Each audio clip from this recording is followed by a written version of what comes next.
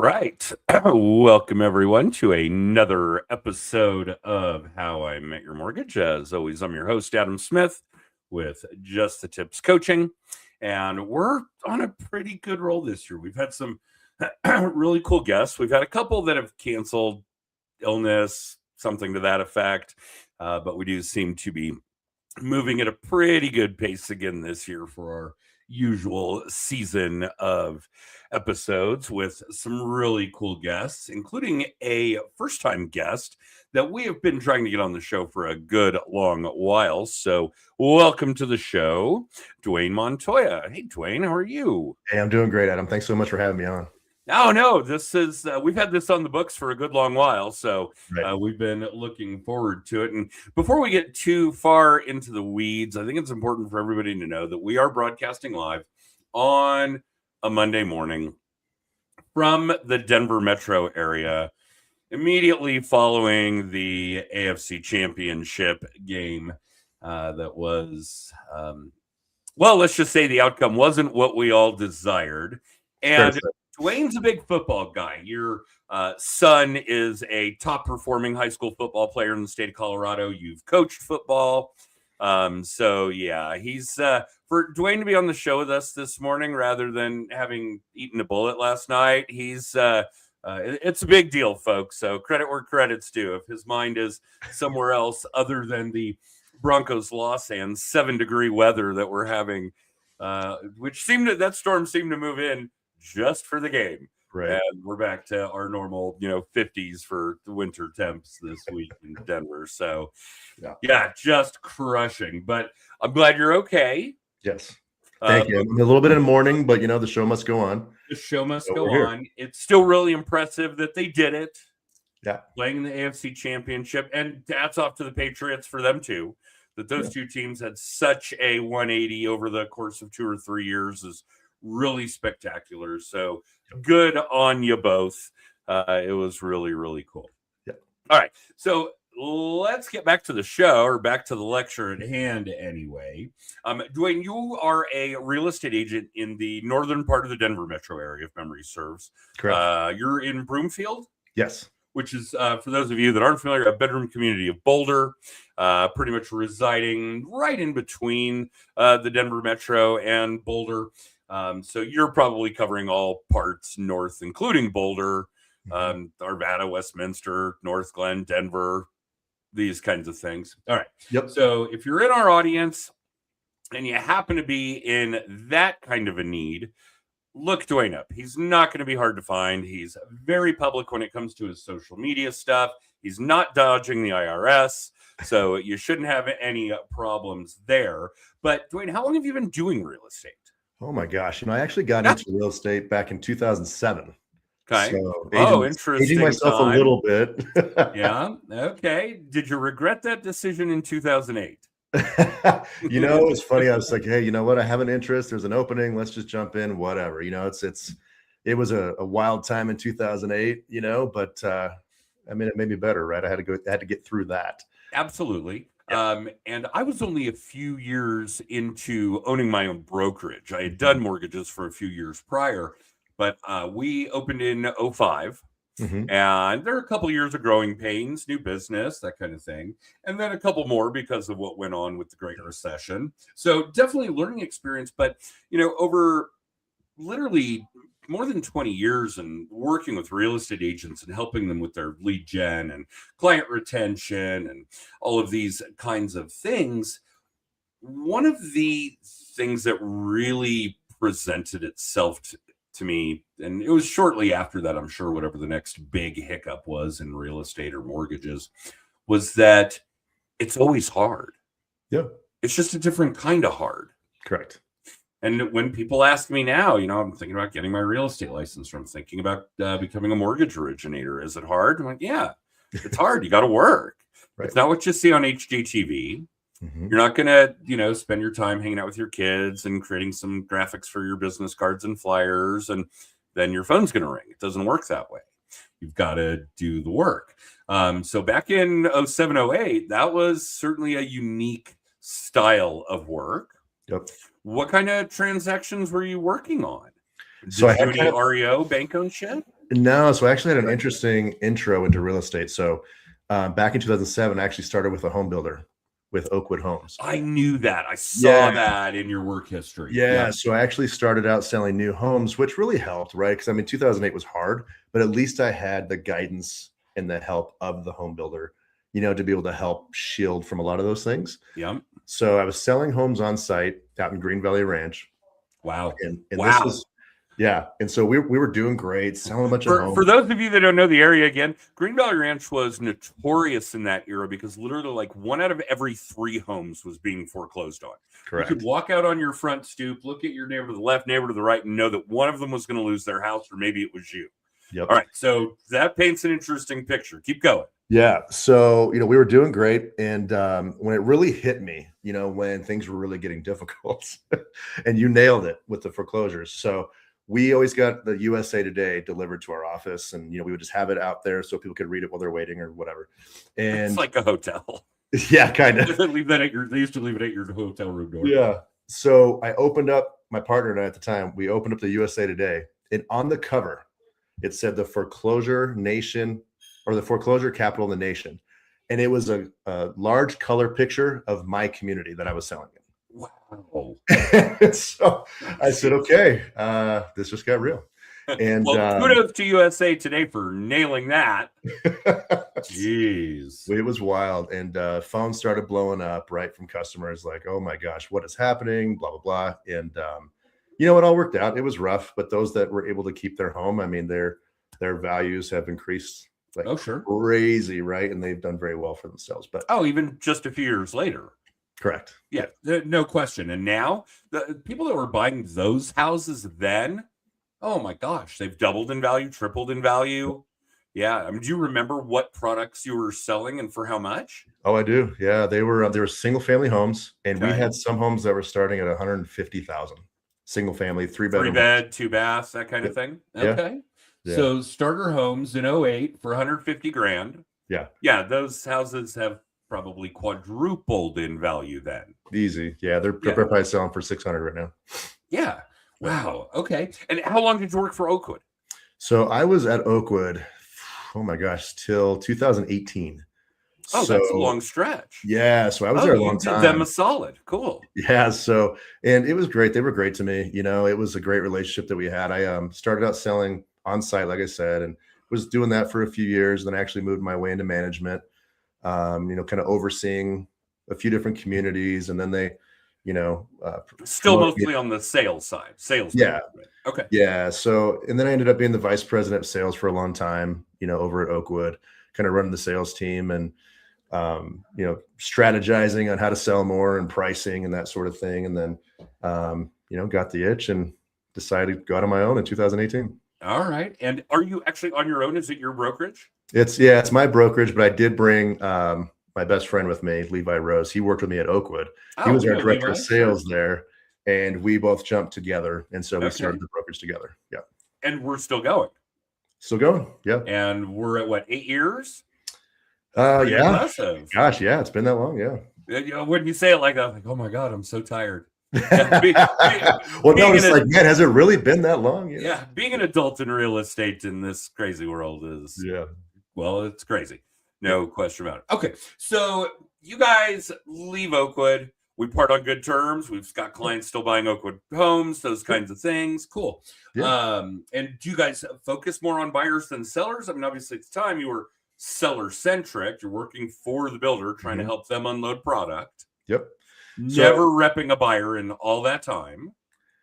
Sort of, right? And so when a buyer buys new, right? Yes, we are representing the seller on the sell side, but if they come in without a real estate agent, then we have to help them choose which home they want and help them through the selection process and staying within their budget and helping them that way as well. So we're used to helping buyers as well. Okay. So you got a good sampling of what that process is, their thought process, what home buyers are seeking and doing and financing and on and on. All right. And where do you guys lie now? Is it pretty equal? Do we rep more sellers than buyers? It's pretty equal right now, actually. Okay. Yeah. So, I mean, again, we've been doing it so long and we're both natives, right? And so, yeah. And we're based so few of us. Right. We're based up north, but we honestly cover everywhere from Castle Rock all the way to Fort Collins, and it's, Whoa. yeah. So we have a pretty Okay. big, wide, market that we cover. Wow. And the cool thing is, because of our relationships that we built when we were with Oakwood in new construction, we still know a lot of people in new construction, right? And so a lot of our colleagues at the time, or just people that we used to work with, at other home builders, we work with them now. So we've been lucky enough to have them partner with us, with those other home builders. Well, it's no secret that it's a relationship business. Yeah. And even if you're the agent that's repping the new build company, whatever it is, I don't care if it's something small, I don't care if it's a Richmond, a Toll Brothers, you've got to know that you're still in the business of building your business, of running your business, of making relationships for your business. Mhm. And that will carry you even into an environment like Dwayne and Levi did, where they said, okay, we're going to go do something different. Mhm. And they already had the knowledge base and the relationship base and the contact database Mhm. to make sure that they were running when they hit the ground with it, which is really cool shit. That's right. All right. And you've seen some interesting things then in your briefer tenure as a broker owner. Yep. Like the NAR settlement, that Mhm. was a good one. The chaos during the pandemic, that was something. I mean, don't get me wrong, it was an interesting period, and more so for real estate agents than loan originators. I mean, we were busy. I don't think there's a loan originator on the planet. And in fact, over the course of the pandemic, up until it ending, the real estate market shifting back to a more normal environment, we went from something close to 1 million active federal mortgage licenses down to less than 100,000. Right. And I haven't seen the number of how many renewed this year. That was a year ago that we dipped below 100,000. So yeah, we're busy. The phone's ringing off the hook, but it's pretty vanilla. Yeah. It's, do you want fries with that kind of taking orders? Everybody just wanted the best rate and term that they could get. Mm-hmm. I got 2.5, I got 2 5/8, whatever. Right. Now, obviously, things are very, very different on both sides of that. The transactions, and you correct me if I'm wrong, Sure. seem to be twice as much work as they used to be. Yep. On both sides. Yep. And I get it from a lending side. In the tertiary market, in the secondary market, tertiary market, the margin compression is still very real in the mortgage world, in the real estate finance world in general. None of these companies that are in that secondary or tertiary world, and this is including Fannie, Freddie, VA, FHA, USDA, etc., they can't afford to hold the paper. Mm-hmm. So if you didn't cross a T twice or dot an I twice, and Fannie Mae says, now we're not buying this loan, you got to take it back. Mm-hmm. That's crushing. Yeah. So obviously the lending process we know is ridiculously difficult. I'm not ashamed to say that I had a past client, a distant relative, come to me recently and say, hey, I want to buy a house, credit's borderline, self-employment in recent history, borderline income, and they want to go with down payment assistance on a 203K at about $400,000, maybe a little more, $400,000 to $500,000. I was like, wow, you could not pick a more difficult transaction right now in the residential space. Well, we've been talking to this other loan originator in Aurora, and I was like, hey, great. Yeah, let me know if you need any help along the way. Right. Yeah, kind of. I felt like I dodged a bullet there, and the resources my team would have to pour into that were difficult. But on the real estate side, it seems like there's a lot of that when it comes to appraisal and inspection and negotiation and seller consent. I mean, just on and on. That these transactions are so much more work than they used to be. Yeah, it's an interesting time, and you nailed it on the head. It's a lot of work, but it's just getting creative, right? And how to actually figure out how to get that buyer into the home, because there's so many working parts, right? Because seller concessions are big right now, and it's very common again. Very common, and it's sellers are willing to do it, right? Because they want to sell. They want to sell. They got to figure it out. So yeah. And then it's okay, how do we use those seller concessions, right? Is it for an interest rate buy down? Is it for their closing costs if they're low on cash? Is it, is it to fix inspection items. What are those concessions used for? And But then I want you to understand that in a lot of cases, that's a synonymous term. Mhm. So if I've got a seller giving a concession to my buyer borrower, and let's just call it 3%, that's obviously still the standard. Although those of you that aren't in the space know that that's 3% of the purchase price, not 3% of the loan amount. Mhm. Closing costs are typically about 3% of the loan amount, and we can tinker with who pays them. Mhm. But when we're doing that, if the seller or buyer, in this case, both are paying their own closing costs, now we are getting a lower rate. Mhm. So it is really applying towards keeping that rate down, that kind of thing. A lot of times we're seeing more than 3%. Yep. And now we're doing both, Mhm. paying the costs and buying the rate down further. I never really bought into the temp buy down. There are a Mhm. lot of people that are getting bit by that now. Yes. Because I started at 5.5, but now I'm at 7.5. 2 years later, 3 years later, whatever the case may be, and I saw a lot of people get stung by that. Where the logical thing to do would have been to just make it a perm buy down, Right. and then they'd probably still be watching the sidelines, laughing at people who have to refinance 2 years later, Mhm. that kind of thing. But yeah, definitely interesting stuff. So you're dealing with a lot of buyers Mhm. that are experiencing that, a lot of sellers that are seeing where concessions are wanted or needed. Mhm. All right. So I got to ask all these buyers and sellers, and again, for those of you that are new to the program,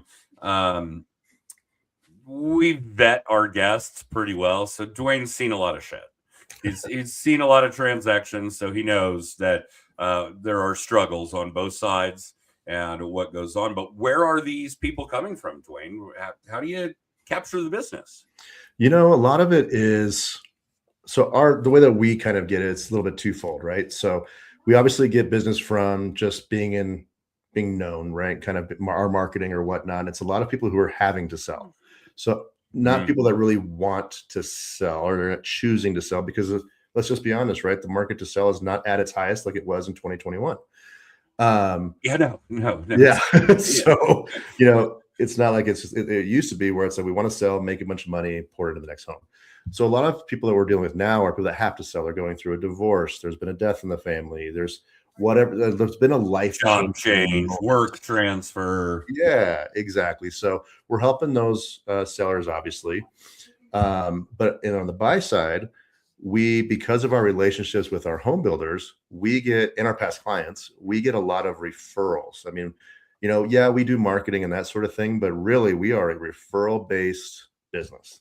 Okay. And we're all about creating relationships and lasting relationships. We a lot of times we don't just sell one house to one person. We're selling 2, 3, sometimes 4 homes to the same client.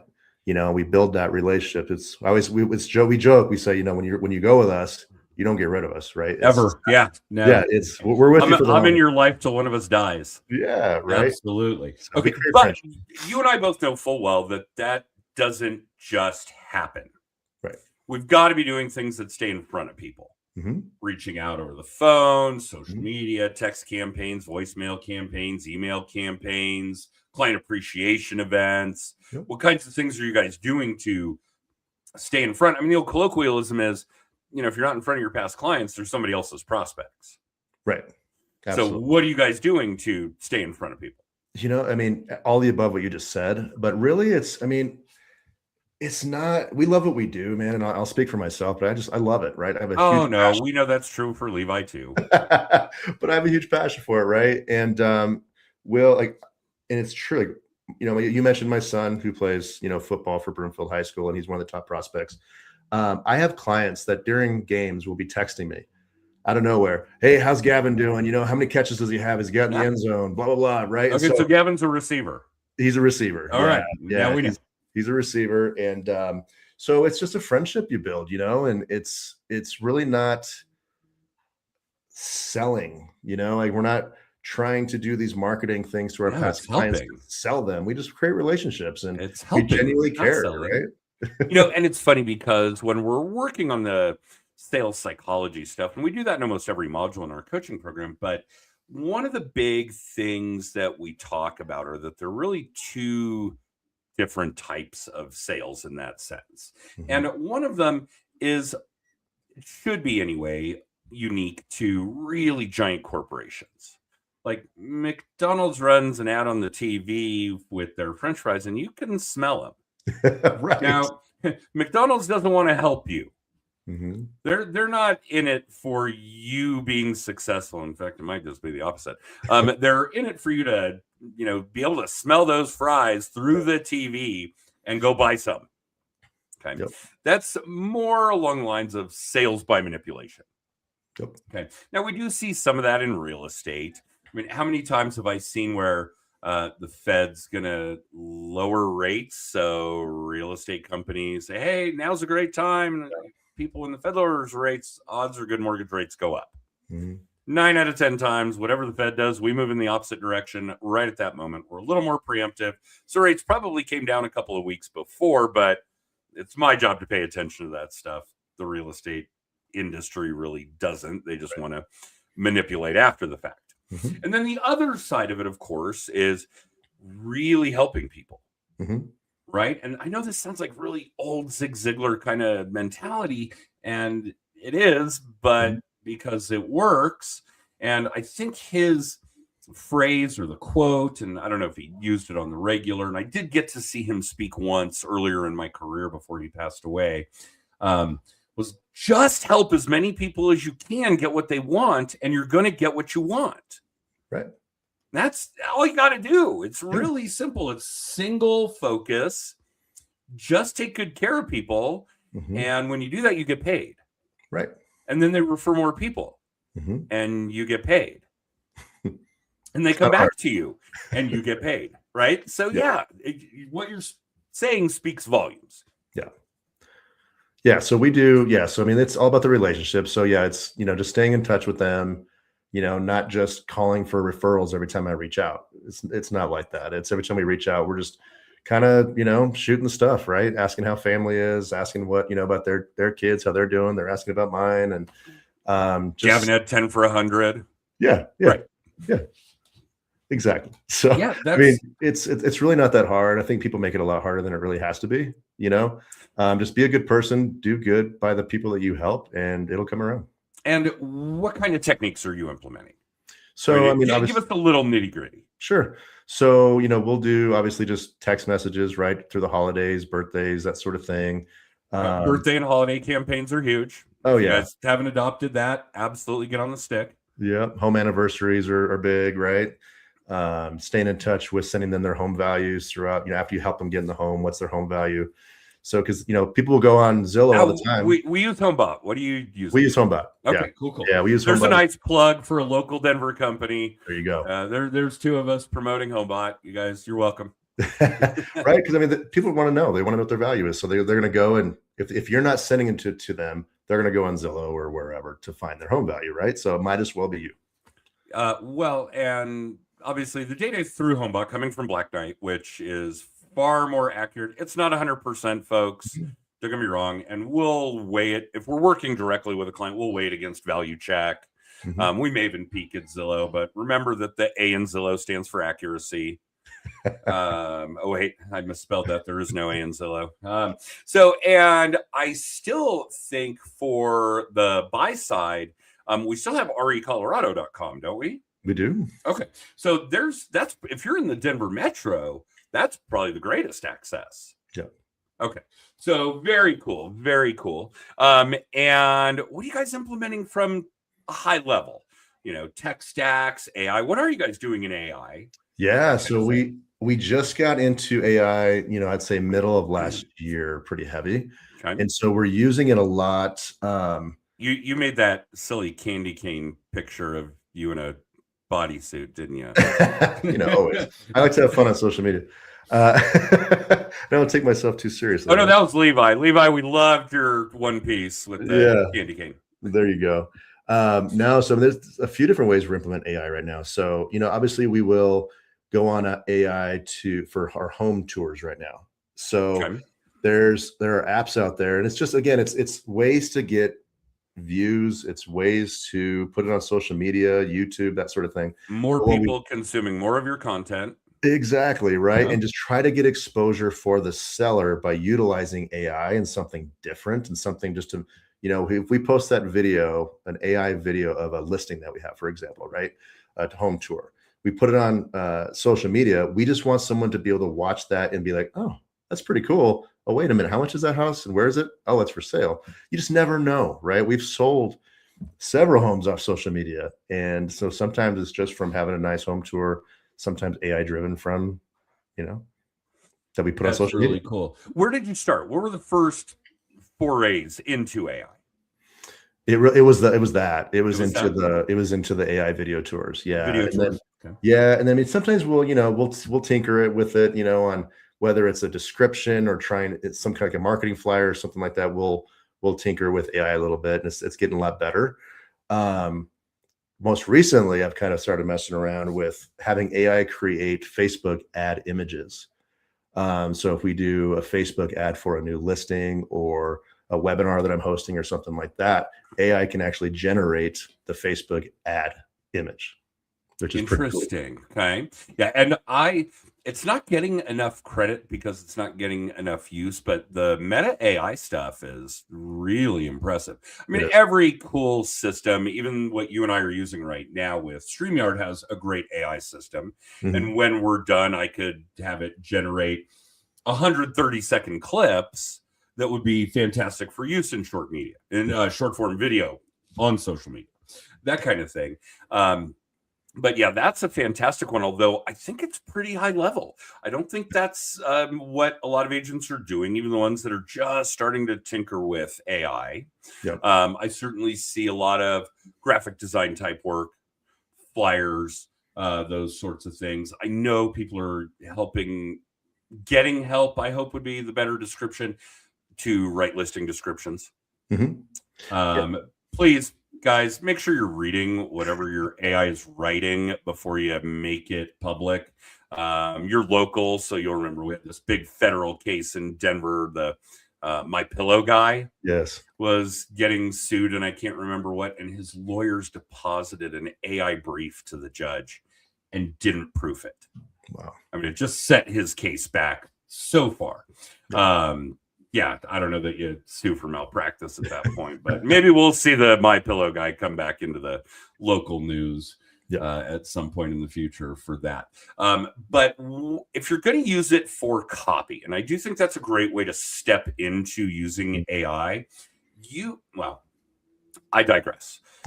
Guys, AI only knows what you tell it. Computers still only know what we tell them. Now, bear in mind, AI knows all the data and processes that we've had in the history of mankind. So it's smart, but it's not any smarter than you unless you teach it about you. Mm-hmm. How do you speak? How do you write? What do you look like?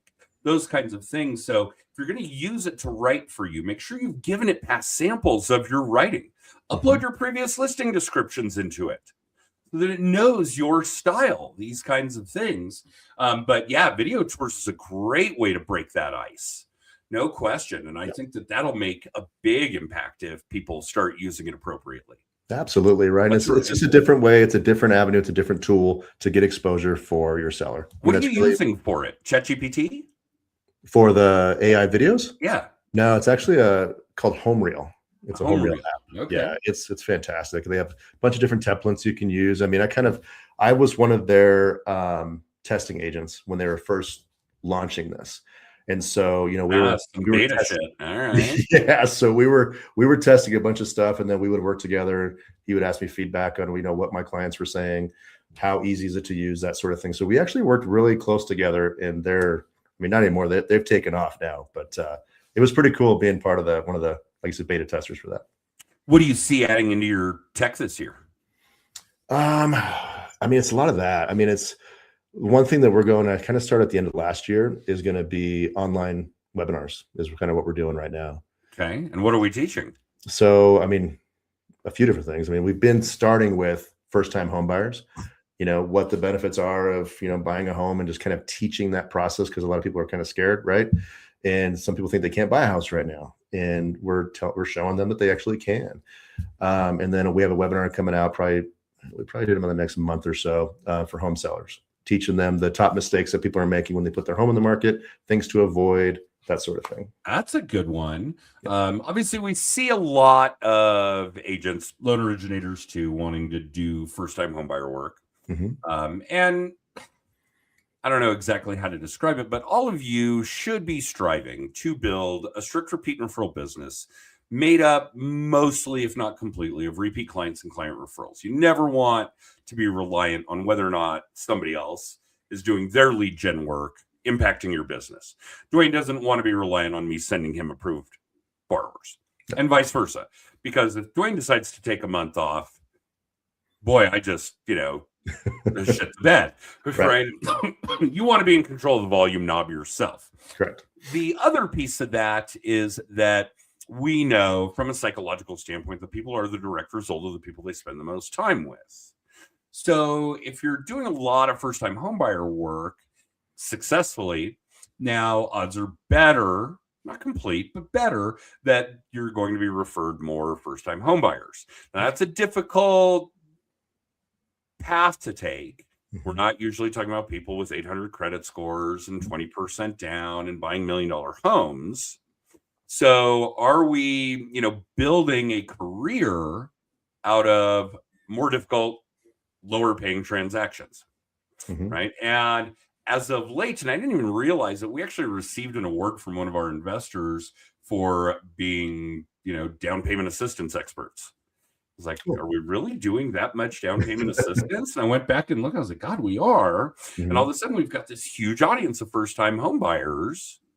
And yeah, a lot of it is going exactly the way that you would expect. And then a lot of it is people coming into an inheritance. A parent passed away and we're going to be smart with that money. We're going to put a big chunk down on a new home, on our first home. Those kinds of things. And some that were, looking at, $200,000 condos are now able to get $400,000 homes. Right. That kind of thing. So, yeah, my eyes have opened up in the last couple of years really to how the opportunity for first-time homebuyers really exists with proper education, which is what you're doing. And that it really isn't 100% guaranteed that this is somebody whose credit couldn't get them a free trip to the zoo, or they don't have any money to put down. What's earnest money? What do you mean I need money? That kind of thing. Because we see a lot of people telling people they can do it with no money. Right. You can't really do it with no money. You can do it with a little money. Yeah. But you do need a little money, that kind of thing. So yeah, that education process is going to be huge. And yeah, I think it's important to realize that eventually they're going to move up. Right. They don't have the equity that the first-time homebuyer did in 2020, selling in 22. I'm trying to think, I've been in my house probably 6 or 7 years. And while I think it's corrected, there was a time where it was worth twice as much as I paid. Right. That kind of thing, although that was probably a little falsely inflated. I did contest those property taxes that year. There you go. Yeah, I think they were off by about $250,000, and I think the county said, yeah, you're right. We're wrong. We'll adjust it $25,000. Yeah, right. Yeah. Exactly. Not $250,000. That kind of thing. Yeah. And then so much of it being impacted, especially if you guys are educating sellers, so much of it being impacted by what their neighbors are doing. I mean, it's such a big impact when the house 3 doors down with your same floor plan just sold for $100,000 less than you think you can get for yours. Yep. So yeah, we've got to educate, especially since so many people, sellers, more of, agents, still a lot of. Yeah, I think it is 22, and we're gonna overprice this house and get it. Yep. And people need to realize, and we're really trying to help them understand that if you are selling and you're trying to buy again, right, everything does balance out. So you might not sell for as much as you had hoped right now. However, it's a good time to buy. And so, when you buy, you're going to be getting a better price. You're going to be getting more seller concessions. So it does balance out a little bit. And so trying to help other people understand the numbers of that, it helps for sure. Yeah. And for those of you that are in the consumer base, have any plans on buying or selling, or in the case Dwyane is describing, sell and buy, you're staying in a similar market, you're upsizing, you're downsizing, whatever the case may be, whatever deficit you're going to suffer as a seller is a benefit you're going to gain as a buyer. So yeah, absolutely understand that comes out in the wash. Absolutely. Okay. If you're moving out of state, that's going to be different. If you're coming into the state, that's going to be different. Mm-hmm. Those kinds of things. If you're trying to make a lateral move, then it's exactly tit for tat. Right. Yeah. You got it. So those kinds of things are cool. Well, Dwyane, this has been fantastic. I can't believe it took us this long to get you on the show. I know, man. Sorry, it's between running the business and coaching and all that kind of stuff, but I'm glad we were able to get this done. And carving out this kind of time on a Monday morning is not easy. So nothing but love. Thank you for doing it. Don't go too far. I've got a couple of things to pick your brain about after we run our extra and sign off. But before we do that, tell our audience the best way to get a hold of you. Yeah. I mean, you can just call or text me. Honestly, that's the best way. So my number's 720-818-2169. Again, call, text, and if you're give us that number again. 720-818-2169. Very cool. And buyers, sellers, even agents looking for a change. Absolutely. Yeah, we're a brokerage and we help a lot of agents. So absolutely. And I will attest that working with Dwyane and Levi on the regular would be pretty cool shit. So you'd be making a cool move. Obviously, company culture is a big deal. Yeah. These guys are not the right fit for all of you, and not all of you are the right fit for them either. But yeah, if you're looking at those options, check them out. All right. So for the rest of you watching or listening live or in syndication, thanks for tuning in. You can catch new episodes of How I Met Your Mortgage on the video cast Mondays at 9:30 Pacific, 12:30 Eastern on Facebook, LinkedIn, and YouTube. And a mere 48 hours later, the podcast is up on Amazon, Apple, and Spotify. For all things JTT, past episodes, our weekly video blog, The Weekly Little Tip, copies of the books I've written on this weird subject. If you want to know about our annual conference, whatever, go check out justthetipscoaching.com. You'll find all that stuff. And we will see you guys next time. Thanks again, Dwyane. Awesome. Thank you.